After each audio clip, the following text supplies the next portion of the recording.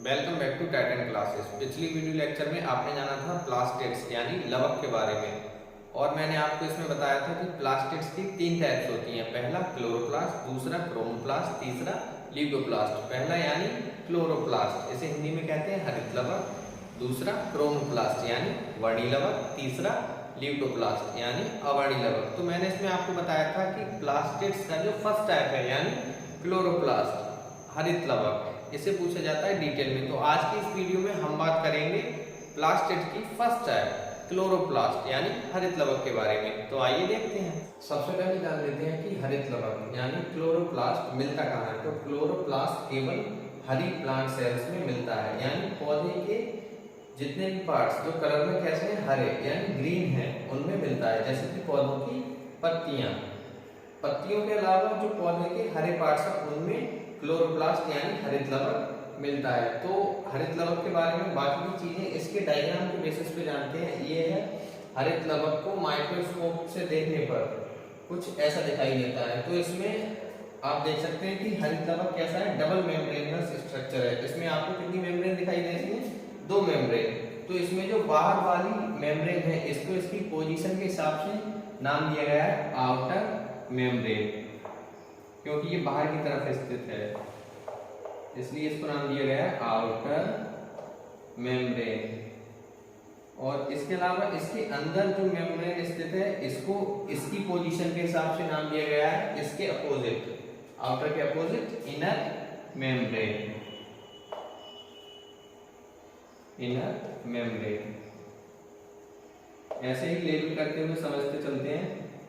और ये हो गया इसका डबल मेम्ब्रेनस स्ट्रक्चर। फिर हरित लवक के अंदर एक पारदर्शी यानी ट्रांसपेरेंट, जिसके आर पार देखा जा सके, ट्रांसपेरेंट पदार्थ भरा होता है, जिसे क्या कहते हैं? स्ट्रोमा। ये जो पदार्थ आपको भरा हुआ दिख रहा है, इसे कहते हैं स्ट्रोमा। स्ट्रोमा। तो इसमें स्ट्रोमा में बहुत सारी मेम्ब्रेन्स दिखाई देती हैं, जिनको क्या कहते हैं? लैमेला। लैमेला। लैमेला। तो ये जो मेम्ब्रेन जो दिखाई दे रही है लैमेला, इनके बीच में बहुत सारी चट्टानें सी दिखाई देती हैं। सैकड़ों की संख्या में एक हरित लवक में ये चट्टानें हो सकती हैं। इन चट्टानों को क्या कहते हैं? ग्रेना। ग्रेना। ग्रेना। ये चट्टानें बहुत सारी यूनिट से मिलकर बनी होती हैं। जैसे ये एक चट्टान आप देख सकते हैं, इसमें कई सारी यूनिट्स हैं। तो इनमें से एक यूनिट को क्या कहते हैं? इनमें से एक यूनिट को कहेंगे थैलेक्वाइड। थैलेक्वाइड। इसके अलावा स्ट्रोमा में डीएनए पाया जाता है। डीएनए। और राइबोसोम।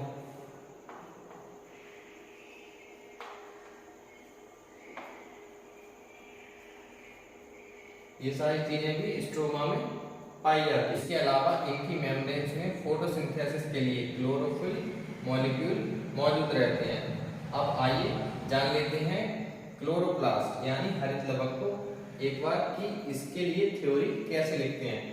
तो हरित लवक केवल हरी प्लांट सेल्स में पाया जाता है।